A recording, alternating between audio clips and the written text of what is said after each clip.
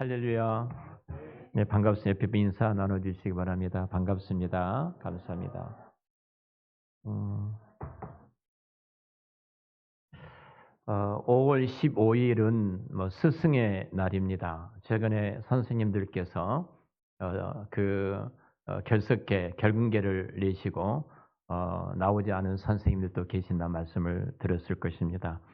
괜히 어떤 관계가 형성되어져서 서로에게 피차 문제가 되는 소지를 없애기 위해서 그러신 것 같습니다. 근데 보면은 우리가 이 땅을 살아가면서 절반은 우리 인생의 절반은 제자로 살고 있고 또 절반은 우리가 스승으로 살아가고 있습니다. 그것이 가정이든 직장이든 우리 사회 속에서는 분명히 배우는 제자, 저도 동일하게 배우는 제자이고요. 또 한편으로는 또 가르치는 스승으로 서 있는 것처럼 동일하게 우리 모두가 다 그렇게 살아갈 것입니다. 최근에 어느 모 방송국에 사건 반장이 등장했던 한 스토리가 있습니다. 아이 혁신당이라는 말을 들어보셨을 겁니다. 37년 차 된 초등학교 교사께서 6학년을 담임하고 있는데 그 학교에서 일어난 일들을 갖고 제보를 하신 거예요. 아주 그 반에 아주 먼저한 학생이 있었습니다. 이 6학년 이 학생은 형들하고 중학교는 형들하고 같이 놀면서 일진이 된 거죠. 그리고 학생들이 충돌합니다. 선생님이 마음에 안 든 거예요. 선생님을 쫓아내기 위해서 한 당을 만들었습니다. 그 당이 아이혁신당이에요. 아이혁신당을 만들어서 그 사역을 일들을 분담을 했어요. 한쪽 친구들은 선생님을 화나게 만들다는 겁니다. 선생님께서 이제 화를 내면 그 한쪽에는 녹음을 하고 촬영을 해 가는 겁니다. 근데 37년 차 선생님께서 산전수전을 다 겪고 계시기 때문에 아이들이 그럴지라도 항상 존칭의 말을 쓰고 이렇게 화를 안 내는 거예요. 그러니까 아이들은 칼로 찔리겠다는 위협도 하고 수업을 방해하는 것은 비일비재하고 그 반이 굉장히 혼란스럽게 만든 거예요. 그런 결과 이제 두 학생의 부모가 이제 민원을 경찰에 신고를 했습니다. 선생님께서 언어 폭행을 했다는 겁니다. 그리고 도덕책을 땅에 떨어뜨렸다는 한 12가지를 가지고 신고를 했어요. 경찰에서 수사를 합니다. 했더니 결국 그 전모가 드러나게 되고 이 선생님께서는 타 학교로 가서 공부를 다시 교직을 갖게 되는데 그 트라우마가 너무 크신 거예요.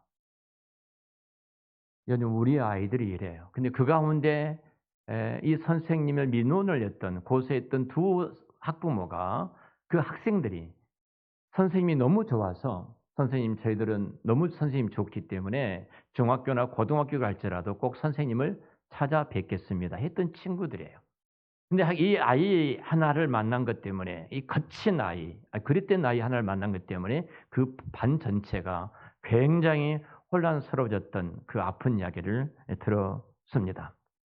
여러분 우리가 이 땅을 살아가면서 만남은 너무 중요합니다.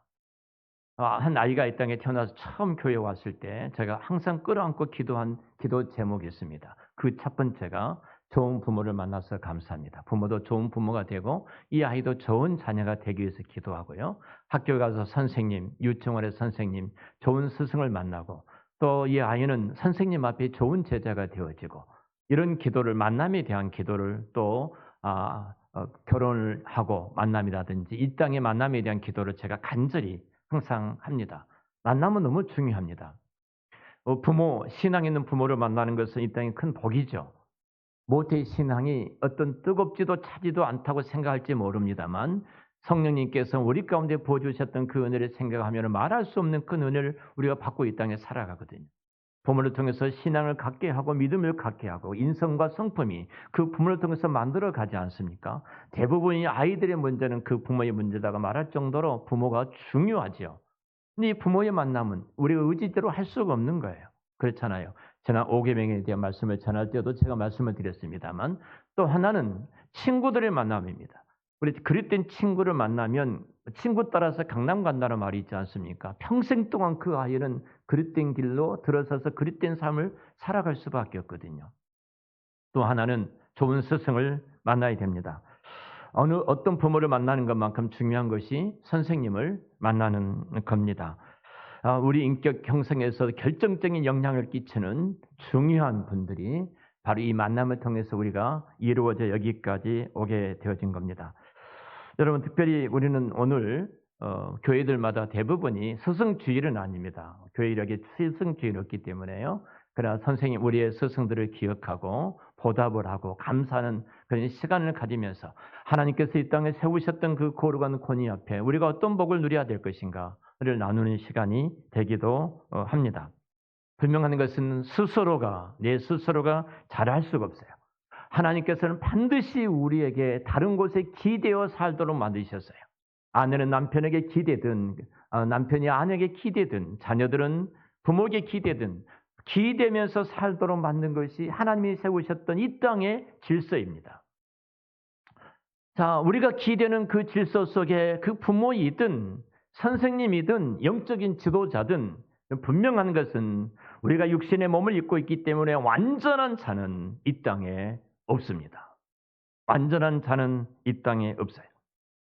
근데 우리는 한번 생각해 봐야 됩니다. 완전한 자가 없다고 할지라도 나는 정말로 이 땅에 그런 내가 내 인생에 있어서 의논할 수 있는 스승님을 내가 있는가? 스승님이 계시는가? 하는 질문입니다. 누구나 사람에게는 스승이 필요합니다. 스승이 없는 사람은 분명하게 말하지만 결코 좋은 신자가 될 수가 없습니다. 하나님께 살아가셨던 수많은 스승들을 두셨는데 내가 스승이 없다는 것은 내가 배울 것이 없다는 이 말이거든요. 배울 것이 없다고 생각하는 사람은 이 땅에서 순응적인 삶을 살기보다도 이런 사람들 반드시 반항적인 삶을 살아갈 수밖에 없습니다. 이 반항적인 삶을 살아가는 사람은 항상 그 공동체 속에 문제가 아픔을 안길 수밖에 없는 그런 거친 삶을 살아갈 수밖에 없거든요. 제가 지난주에 5계명에 대해서 내 부모를 공경하라 이 말씀이 제대법이라고 말씀드렸는데요. 부모를 통해서 모든 권위자를 지금 말씀하고 있습니다. 하나님께서 이 땅에 우리를 하나님의 사람으로 온전히 만들기 위해서 또 하나님의 나라를 세우기 위해서 이 땅에 권위자들을 하나님께서 이 땅에 세워두셨습니다. 분명히 또 고린도전서에도 아주 혼란스러운 그 교회 안에도 하나님께서 교회 속에 질서대로 행하라고 말씀하셨어요. 권위자들을 두시고 그 권위 속에서 질서대로 행할 때 하나님 그 사회들을 건강하게 만들어가는 하나님의 방법이기도 합니다. 우리는 그러지 않습니까? 물고기가 물이 없으면 생존할 수 없는 것처럼 하나님이 세계에도 하나님 만든 세계에도 반드시 그런 권위자들을 통해서 그 사람이 온전하게 만드는 것이 하나님의 작업이에요. 하나님의 작품이에요. 그러니까 다른 사람에게 나는 배울 것이 없다고 생각하는 사람은 이 땅에 설 자리가 없다. 그가 서 있는 그 자리도 모든 사람들에게 고통과 아픔을 주는 사람이다. 그래서 우리 고 박윤서 목사님께서는 항상 그러셨어요. 제자들이 공부를 하고 학위를 받고 교수로 채용되어서 학교 선생님으로 오십니다. 그러면서 그 박윤선 선생님께서 공부했던 그 시대는 아주 오래된 시대이기 때문에 또 계속해서 계시는 발전하기 때문에 성경이 얼마나 구약하기, 신약하기, 성경 신학이 풍성하게 드러나는 걸 잘 모르실 수도 있어요. 수업이 끝나고 나시고 시간 있을 때마다 그 제자방에 들어가서 그 제자를 스승으로 모시고 여러 질문을 하셔요. 여러 질문을 하심으로 그들이 배웠던 학문을 또 본인이 학습을 하시는 거예요. 저희들이 그런 모습을 보면서 참 우리가 좋은 스승을 앞에 두고 계시구나. 참 좋은 스승이 우리 앞에 계시구나. 젊은 사람한테 내가 배울 것이 뭐가 있어 그렇게 생각할 수도 있을지 모르겠습니다만 우리 스승님은 그러시지를 않으셨어요. 좋은 신자는 반드시 배우려고 하는 사람이다. 좋은 시대의 리더들은 배우려고 하는 사람이다. 나는 배울 것이 없어 완벽하게 모든 것을 알고 있다는 사람은 이 사회에 건강한 사람이 되어줄 수가 없어요. 근데 분명한 것은 내가 예의라는 것을 배우기 위해서 누구를 찾아가 보지만 이 땅에 완벽한 사람이 없다는 겁니다. 완전한 사람이 없다는 겁니다. 지난주에 5계명에 대해서 말씀을 드린 것처럼 부모가 완전합니까? 부모가 완전하기 때문에 내가 완전한 부모 못해서 내가 완전하게 배우고 있습니까?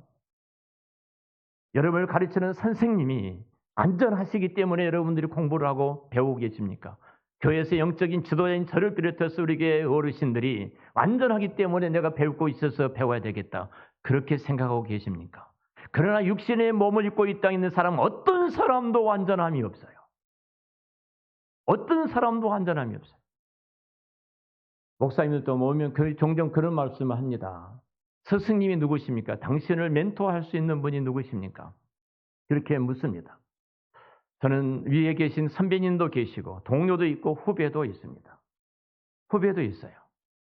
완벽한 분은 한 분도 안 계십니다. 다 장점이 있으면 단점이 있습니다.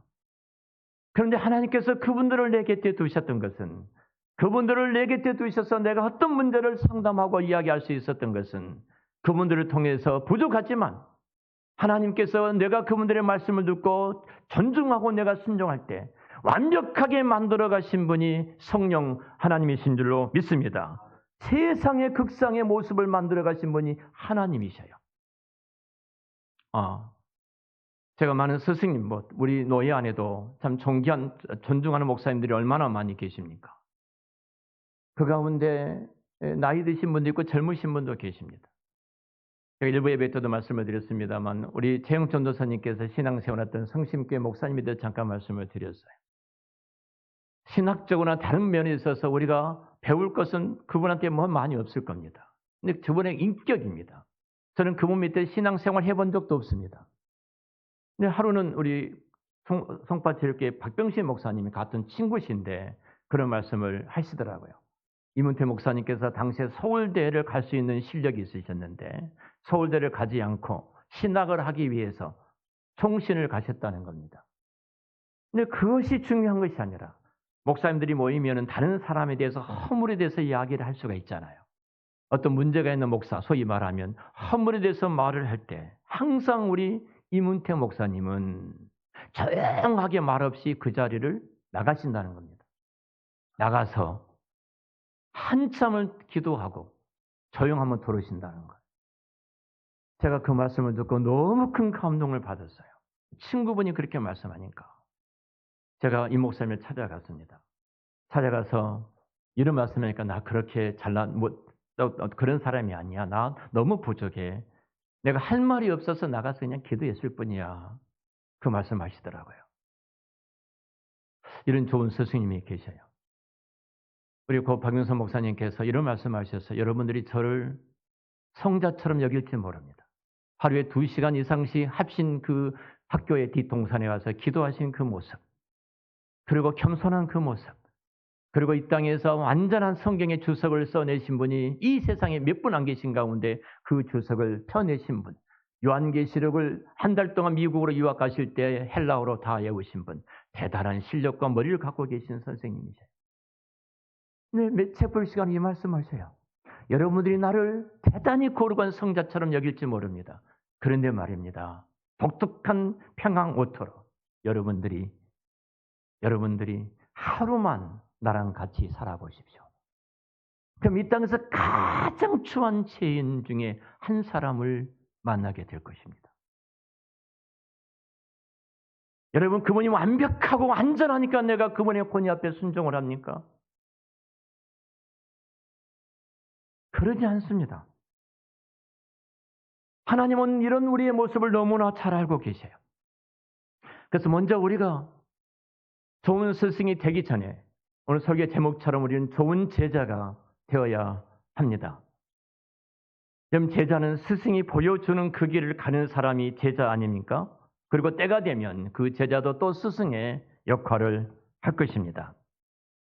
오늘 본문에 보면 좋은 제자가 되는 조건에 대해서 이렇게 말씀합니다. 오늘 11절에 지혜자들의 말씀을 들은 찌르는 채찍들을 갖고 해중의 스승들의 말씀들은 잘 박힌 목 같으니 다 한 목자가 주신 바라. 한 목자가 지혜자를 주시고 스승을 주셨다는 거예요. 주신 분이 한 목자라는 거예요. 이 땅에 세웠던 모든 권위자들을 세우신 분이 주님이시라는 겁니다. 그 지혜자가 찌르는 채찍같이 여러분의 가슴을 후벼팔지라도 또 그 스승이 오늘 선생님이 잘 박힌 목 같을지라도 이 말씀을 하고 계세요. 이 말씀을 좀 더 정리해서 말씀을 드린 이런 내용입니다. 여러분, 우리가 좋은 말을 듣기만을 우리는 원하는 사람입니다. 내가 잘못된 길로 가도 칭찬만 한다면 그는 정말로 페이로나로 만들어 갈 것입니다. 잘못된 길로 갈 때 분명하게 지도해 줄 수 있는 그 말. 내가 아빠다우니까 스승 같으니까 하는 것이 아닙니다.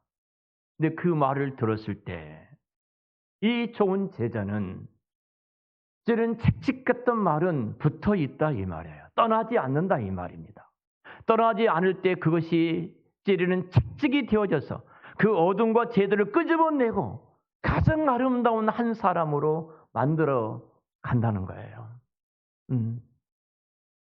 여러분, 모세와 여호수아를 잠깐 비교해 보십시다. 모세는 지도자이고 여호수아는 부관입니다. 모세의 그 연약함을 봤을 것입니다. 모세의 리더십이 부족했는지 어떻든지 간에 수많은 백성들의 원망과 원성설을 끊임없이 부관이었던 여호수아 장군은 들었을 거예요. 하루는 전쟁이 일어납니다. 아말렉과의 전쟁이 일어났을 때 모세가 여호수아를 부릅니다. 그 장군으로 임명하고 이 전투에 나가라 합니다. 그러면은 그 리더였던 모세는 어떻게 해야 됩니까? 앞에 나가서 싸우든지 뒤에 있으면서 지도하든지 해야 되잖아요. 번역은 나 몰라 하는 것처럼 산 위로 그냥 올라가 버리는 겁니다. 여러분, 그러면 여러분 그 지도자를 따르겠습니까? 따르겠어요? 산 위에 올라가서 뭐 한지 모릅니다. 산 위로 올라가는 거예요. 근데 여호수아는 목숨을 내걸고 싸웁니다. 붙어 있는 거예요. 붙어 있는 거예요. 근데 그 전쟁, 아말렉 전쟁의 승리가 여호수아 장군의 손에 달려 있습니까? 모세의 손에 달려 있지 않습니까? 모세가 손을 든즉 아말렉이 패배하고 모세가 손을 내린즉 이스라엘이 패배하게 되지 않습니까? 이 전쟁의 승리는 모세의 손에 달려 있는 거예요. 만약 여호수아가 기분 나빠 내가 생명을 내거는 이 자리에 나만 가야 돼. 당신은 쭉 빠지고. 혹시 여러분 그런 생각이 들 때가 있지 않습니까? 뿐만 아닙니다. 해당에 들어가서 모세가 기도할 때도 여호수아 장군은 그 곁에 있었습니다. 그리고 가나안 땅 정탐꾼으로 갔을 때에도 12명 가운데 유일하게 두 사람만 하나님께서 허락하시면 이 땅은 우리 것이라고 말했던 사람 가운데 한 사람이 여호수아였습니다. 여러분, 분명한 것은 그거예요. 스승 주변을 떠나지 않는 거예요. 하나님이 세우셨던 그 권위 주변, 하나님이 그분을 통해서 내게 은혜를 주시고 그분을 통해서 내게 복을 주시고 그분을 통해서 내게 형통케 한다는 생각을 갖고 그분 곁을 떠나지 않는 사람. 여러분, 한사랑교회는 나종천 목사가 여러분의 영적인 지도자이지. 제가 아주 오래전에 삼성전자 연구실 신회를 인도했습니다. 삼성동의 삼화사업장이라는 큰 빌딩 안에 전체 연구실이 다 들어와 있었어요. 매주 수요일마다 그곳에 가서 예배를 인도합니다. 그때 삼성의 신우회 한 집사님께서 테이프를 저에게 선물하셔요. 이분은 부천에 있는 어느 교회를 다니고 계셨습니다. 테이프를 선물하셔서 내게 그 테이프를 내게 주신 거예요. 목사님 들어보시라고. 근데 그 테이프가 김진홍 목사님 것이었습니다.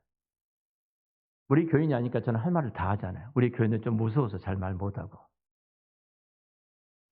다 눈치채시네요. 그런 줄 알고. 제가 말을 했어요. 집사님을 위해서 기도하신 분이 이분이십니까? 집사님을 위해서 새벽에마다 이름을 부르면서 기도하신 분이 이 테이프의 목사입니까?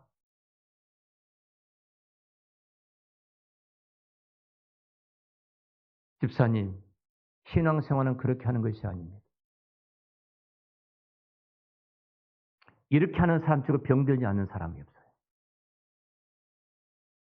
굉장히 친합니다, 그분하고. 오래도록 교제해서 집사람과 거기 사모님과 같이 계속 만나요. 지금 대학 회사를 경영하고 계시고요. 대학교 강의도 하고 계셨습니다. 여러분, 내가 사는 길이 어떤 길이에요? 여러분이 부모를 통해서 여러분들이 복을 받도록 그 자리에 그 분을 두신 거예요. 영적으로 은혜와 복을 받기 위해서 이 교회 나종천 목사를 두신 거예요. 학교를 통해서 학습된 놀라운 복을 받기 위해서 학교에 선생님을 두신 거예요. 그분 곁에 있는 거예요. 그것이 듣기 싫어도 내 마음이 안 들어도 찔은 채찍 같지만 바로 그 자리는 그분을 누가 세우셨다고요?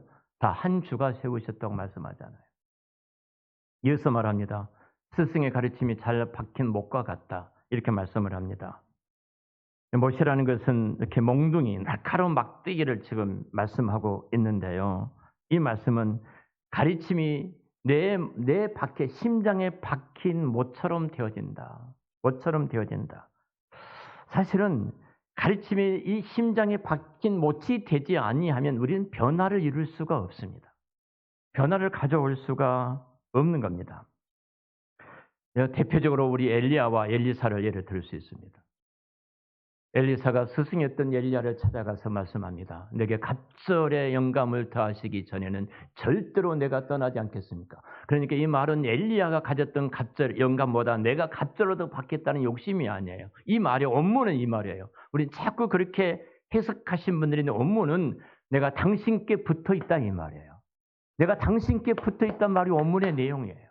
내가 당신께 붙어 있다. 이것을 원합니다. 이것을 원합니다. 이것만이 선생님께 행하셨던 그 일을 향하고 나를 통해서도 하나님이 선생님을 떠나지만 그 일을 이루어 가실 겁니다. 여러분 엘리사가 엘리야보다 수배 더 많은 기적과 이적을 행했던 선지자가 엘리야가 아닙니까? 사실은 엘리사는 스승 엘리야에게 못이 박혔습니다. 심장에 못이 박혔어요. 그래서 하나님께서 그 엘리사를 그렇게 귀하고 존귀하게 사용하신 줄로 믿습니다.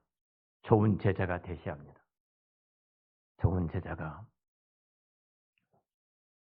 제가 어느 친구한테 이런 말을 했습니다. 내가 부족하다마는 너가 목사님 말에 순종하면 5년, 10년, 15년 후에 너의 모습이 어떻게 변화되었을까를 한번 그려봐라. 그려봐라. 여러분 우리가 완벽한 스승이기 때문에 그런 건 아닙니다. 좋은 제자는 그러는 겁니다. 자, 우리가 좋은 제자가 되었다면 우리는 또 좋은 스승이, 참 스승이 되어져야 합니다. 오늘 12절에 이렇게 말합니다. 네 아들아 또 이것들로부터 경계를 받아라. 많은 책들을 짓는 것은 끝이 없고 많이 공부하는 것은 몸을 피곤하게 하느니라. 네 아들 이것들을 경계하라. 경계를 받으라고 말합니다. 경계란 말은 경고 혹은 충고, 빛을 발하다, 비추다 이런 뜻이에요. 이런 뜻. 다시 말하면 내가 받았던 것들을 빛을 비추는 거예요. 반사하는 거예요. 스승은 반사하는 자예요. 내가 학문했던 내가 성품과 지식과 모든 것들을 다른 사람에게 비추고 반사하는 자가 스승이에요. 자, 왜 공부를 하니? 얼마나 머리 아프니? 이유가 뭐냐는 거예요. 경계를 받으라. 다시 말하면 빛을 비추는 것이다. 빛을 비추는 것이다. 근데 우리의 빛은 온전할 수 없습니다. 우리의 빛은 완전하지를 않습니다. 지혜의 근본과 빛의 근본은 바로 예수 그리스도이십니다. 요한복음 8장 12절에 나는 세상의 빛이니 나를 따르는 자는 어둠에 다니지 아니하고 생명의 빛을 얻으리라고 말씀을 합니다. 자, 우리가 참 빛이신 예수님을 선생들은 모든 권위자들은 그 예수 그리스도를 믿고 예수 그리스도를 안에 모시고 예수 그리스도가 붙어 있을 때 그를 통해서 빛이 드러나도록 하는 거예요. 우리는 빛낼 수 있는 능력을 갖고 있는 사람들이 아닙니다. 그것이 바로 그 경계가 하나님을 경외하는 것입니다. 하나님을 경외하는 것에 여러분 하나님 예수 그리스도 외에는 이 세상에 어떤 참 스승이 없습니다. 근데 예수님께서 내 육신에 나를 위해서 스승을 두시고 나를 위해서 영적인 권위자이든 가정의 부모이든 학교의 선생님이든 그분들을 세워 두셨습니다. 그리고 우리가 불안자는 것을 알고 있기 때문에 우리를 고와 같이 버려두지 아니하고 예수님께서 친히 보혜사 성령님을 우리 가운데 보내주셨어요. 그분의 이름을 파라클레토스라고 말합니다. 파라 곁에서 클레토스 우리를 돕는 변호사, 변호인처럼 계신다는 거예요. 우리를 깨닫게 하시고 가르쳐 주시고 생각나게 하신 분이 성령 하나님이에요. 부모가 완전하지 않을지라도 그 부모님의 권위 앞에 내가 복종할 때, 교회 영적인 지도자가 완벽하지 않을지라도 그분의 말씀 앞에 내가 그 권위 앞에 존중을 할 때, 학교 선생님의 그 권위 앞에 내가 존중을 할 때 부족하지만 반드시 성령 하나님께서 완벽하게 극상의 최상의 일들을 만들어 가신 그분께서 완전하게 그 일을 이루어 가시는 거예요. 다시 말하면 내가 책임을 지겠다는 거예요. 내가. 여러분, 운전하다가 속상한 일을 많이 있지요. 많이 있어요. 교회 앞에 주차를 할 때도 늘 속상한 일이 있기도 합니다. 제가 모닝을 몰고 다니고 레일을 몰고 지금 하지 않습니까? 그러니까 제 스스로를 생각한 거죠. 운전하는 사람은 그렇게 하지 않는데, 지금은 머리 염색해서 좀 검적작합니다만 하얀 머리로 할 때는 나이 먹은 주제에 겨우 모닝 타고 다니면서 그랬는지 그냥 무시하게 운전을 참 많이 해요. 갑자기 깜빡이도 켜지 않고 확 돌아서 사고 직면을 한다든지 아주 기분 나쁜 일들이 참 많이 있어요. 한 번은 또 그런 일이 있었습니다. 화가 나는 거예요. 그래서 내가 차를 추월해가지고 하고 싶은 것이 있어요. 옆에 사람을 주먹으로 한번 확 쥐고 싶었어요. 때리고 싶다 이거죠. 여러분들 아주 훌륭하셔서 그런 마음이 안 드신 것 같습니다. 그런데 갑자기 성령께서 내 마음속에 손을 펴라는 겁니다. 근데 나도 모르는 사이에 주먹을 쥐려다가 그냥 손을 폈습니다. 손을 펴는데 다시 그 성령님께서 손을 흔들라는 거예요. 그래서 손을 흔들었습니다. 제가 눈물이 나더라고요. 제가 눈물이 나. 여러분, 우리는 운전 하나 해도요, 완전하지 않습니다. 완벽하지 않습니다.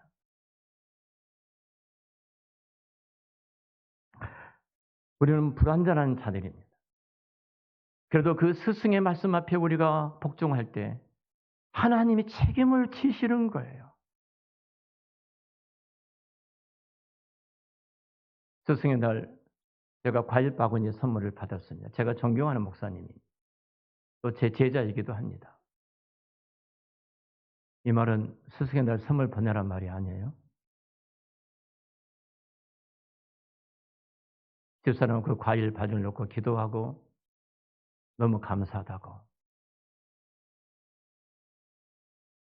중국에서까지 선물을 보냅니다. 저보다 훨씬 목회를 잘하신 분들이 교회도 큽니다. 근데 늘 물어옵니다. 목사님, 이런 일이 있을 때 어떻게 하면 좋겠습니까? 제가 기도하고 그리고 그 내용들에 대해서 제 개인적인 생각은 이렇습니다.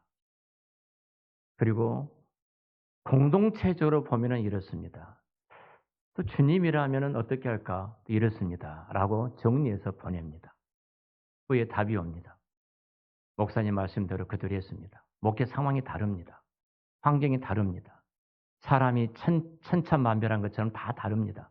똑같은 것은 없습니다. 근데 목사님 말씀 그대로 순종을 해서 그 일을 그렇게 했는데 놀라운 일이 일어났습니다. 참 이런 말을 많이 듣습니다. 내가 완벽해서 그 일을 알고 했습니까? 아닙니다. 성령님이 책임을 져주신 거예요. 성령님이. 여러분, 제가 지난 수요일 날 말씀을 드렸어요. 사탄은 진짜 믿음이 좋습니다. 우리보다 훨씬 더 믿음이 좋아요, 사탄은.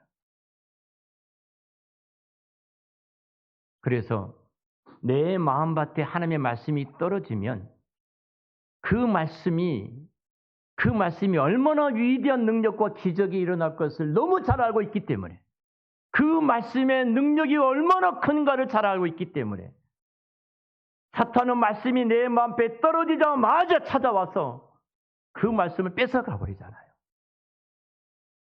왜? 뺏어간 이유가 뭐예요? 사단은 그 말씀의 능력을 아는 거예요. 그 말씀의 권능을 아는 거예요. 너가 그 말씀대로 순종하면 너의 인생 가운데 어떤 일이 일어날 것을 너무나 잘 알고 있기 때문에 뒤도 돌아보지 않고 사탄의 말씀이 떨어지는 순간 별별 생각이 다 들어와서 그것을 뺏어가 버리고 있지 않습니까? 사단이 얼마나 믿음이 좋아요. 여러분, 우리가 특별히 올 가정의 달을 맞이해서 우리는 참 권위자들을 여러 가지로 생각하고 있습니다. 우리가 성도를 꼭 기억하고 알아야 될 것은 문제는 씨가 아니라 문제는 밭입니다. 주님은 그 밭이 어떻다는 것을 너무나 잘 알고 계십니다. 그래서 그 밭을 주님이 기경하십니다. 작업하시고 그리고 주님께서 그 밭을 만들어 가십니다. 좋은 땅으로 바꿔 가십니다. 그리고 우리가 그 밭에 씨를 떨어질 때 아멘을 하고 순종할 때 그곳에 놀라운 열매를 맺게 해 가고 계십니다. 이 땅에 육신의 몸을 입고 있는 부모이든 선생님이든 육신의 몸을 입고 있는 교회 목사이든 장로님이든 권사님이든 저분이 장로야, 저분이 권사야, 저분이 목사야 가 아닙니다. 부족하게 보일지 모르지만 하나님께서 그분들을 세워두셔서 분명히 우연이 아니라 하나님 우리 가운데 세워두셨다면 그 거룩한 권위 앞에 내가 아멘하고 순종을 할 때 하나님 위대한 역사가 일어납니다. 여러분 특별히 성령님께서 그 일을 이루십니다. 성령께서 그 일들을 행하십니다. 성령은 모든 것 곧 하나님의 기쁜 것이라도 통달하신다고 고린도서 2장 10절에 말씀하고 계시지 않습니까? 내가 아멘하고 순종하고 내가 복종을 해갈 때 하나님이 책임을 져주세요. 성령님은 우리로 하여금 그 질, 로마서 8장에 있는 말씀처럼 우리를 깨닫게 하시고 생각나게 하시고 알게 해주셔서 요한 8장에 있는 말씀처럼 그리고 우리로 하여금 깨닫게 하고 생각나게 하고 알게 해 주셔서 우리로 하여금 빛을 바라는 그 길로 가도록 하나님의 역사를 행하셔요. 여러분 우리가 육적이라는 말이 있고 영적이라는 말을 종종 쓰지요. 육적이라는 말은 이런 내용입니다. 내가 육체를 가지고 있기 때문에 지금 내 눈에 보이는 모든 것이 그대로 현상이에요. 사실입니다. 내가 보이는 것이 모든 그런 현상이에요. 부모도 부모답지 않고 선생님도 선생님답지 않고 하나님은 국가도 국가답지 않고 내 눈에 보이는 것들이 모든 그 현상입니다. 보이는 대상은 굉장히 선명합니다. 근데 보이지 않는 대상은 너무너무 희미한 거예요. 희미하고 잘 안 보여요. 육체를 가진 우리는 그것이 아주 당연합니다. 이게 육적이라는 것은 보이는 현상만 보고 보이지 않는 것을 보고 있지 않는 자가 바로 육적인 거예요. 영적으로 되어진 것은 점점 육적으로 보였던 그 현상들이 희미하게 보이지고 보이지 않는 하나님의 말씀이 하나님의 손길이 완벽하게 선명하게 내 앞에 펼쳐지고 보인 것이 영적이다 이렇게 말을 하는 거예요. 여러분 육적입니까? 영적입니까? 여러분 육적이라면 부모를 보는 그 모습이 그 모습입니다. 여러분만 영적이라면 그 부모를 통해서 내게 주셨던 하나님의 놀라우신 그 복이 무엇인가를 우리는 깨닫고 보게 될 줄로 믿습니다. 지금 상황이 어렵고 해결책이 없는데 오히려 지금 하나님이 내가 영적으로 될 때 하나님이 크게 보이고 내 앞에 보이는 것은 아주 희미하고 작게 보기를 시작하는 거예요. 이것이 신앙생활의 원칙입니다. 한 책 소개를 하고 마치겠습니다. 여러분 가운데 읽어보신 분도 계실 겁니다. 우리나라도 번역되어져서 굉장히 많이 익혀진 책입니다. 그 100년 이상 전 세계적으로 베스트셀러가 됐던 책이기도 합니다. 자, 이 책은 예수라면 어떻게 할 것인가? 읽어보신 분들 계시죠? 예수라면 어떻게 할 것인가? 이 책의 저자이셨던 책의 스토리는 미국 레이먼드 제일교회 목사님이신데요. 헨리 맥셀 목사님이십니다. 이 목사님 하루는 집에서 설교 준비를 하고 있는데 사실 가까이 된 낱낱 옷을 입고 있는 한 남자가 낱낱 옷을 입고 집의 문을 두드리는 거예요. 목사님 보니까 그 남자가 서 있어 현관에. 그런 말을 합니다. 이런 말을 하는 거예요. 제가 자기 이야기를 하는 거예요. 내가 어느 전기회사 아니 하여튼 어떤 제가 정확히 얘기 없습니다. 그 회사를 다녔는데 신기술이 들어와서 제가 실직하게 됐습니다. 수개월을 내가 직장을 찾아보지만 직장을 찾지 못합니다. 그 가운데 제 아내가 갑자기 죽게 됐습니다. 제가 딸을 하나 키우고 있는데 제가 돈을 부탁한 건 아닙니다. 내가 무슨 일이라도 했으면 좋겠습니다. 일자리 좀 구할 수 없습니까? 이렇게 이야기를 한 거예요. 그게 목사인데 무슨 일자리가 있겠습니까? 그래서 목사님이 그냥 없다고 돌려보냅니다. 할 수가 없다. 근데 목사님 마음에 걸린 거예요. 그냥 내보는 것이 너무 마음이 아픈 거예요. 그리고 주일이 됐습니다. 주일날 설교를 하고 마쳤는데 갑자기 마치고 나서 이제 끝났는데 뒤에서 웅성웅성 하는 거예요. 가보니까 어제 당신의 집에 왔던 그 남난 옷을 입고 있던 이 남성이 교인들 앞에 놔두고 쭉 이야기를 하는 거예요. 제가 똑같은 이야기를 지금 하고 있는 거예요. 제가 이러이러한 형편 이러이러한 사정이 있었는데 누구 한 사람 나에 대해서 이걸 받아주는 사람이 아무도 없고 문전박대했습니다. 그리고 이 말을 해요. 모두가 박대했는데 내가 이렇게 말할 때 예수님이라면 어떻게 했을까요? 이 이야기를 한 거예요. 그 목사님이 너무 충격이죠. 근데 이 말을 하다가 갑자기 이 남자가 쓰러진 거예요. 그래서 맥스웰 목사님께서 이 남자를 당신의 집으로 데리고 가서 씻겨주고 치료를 하고 이 이야기 제 이야기합니다. 며칠을 그렇게 권사했습니다. 근데 이 남자가 이런 말을 하는 거예요. 예수님이라면 목사님처럼 하셨을 것입니다. 하고 죽어버린 거예요.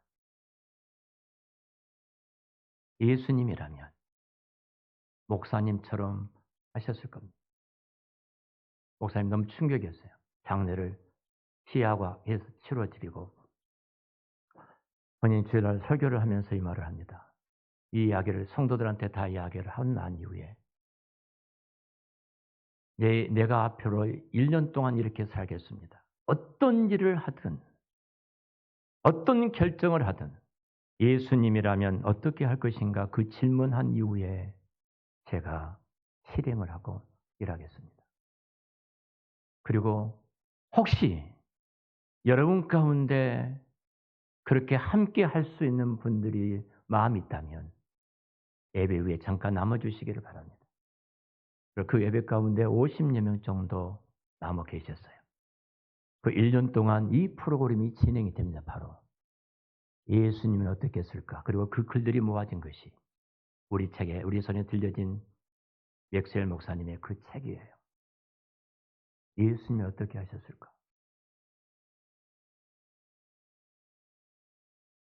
성경에 이렇게 말씀합니다. 디모데전서 5장 17절에 잘 다스리는 장로들을 배나 정정할 자로 알되 말씀과 가르침에 수고하는 이들을 더할 것이니라. 우리의 권위자들 부족합니다.